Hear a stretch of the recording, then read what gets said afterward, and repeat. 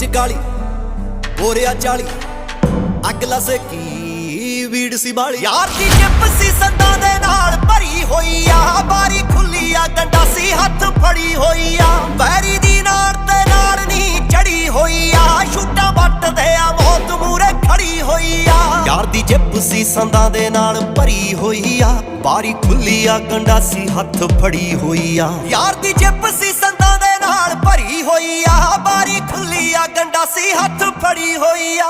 Yeah, that is a promise, but what is beyond it?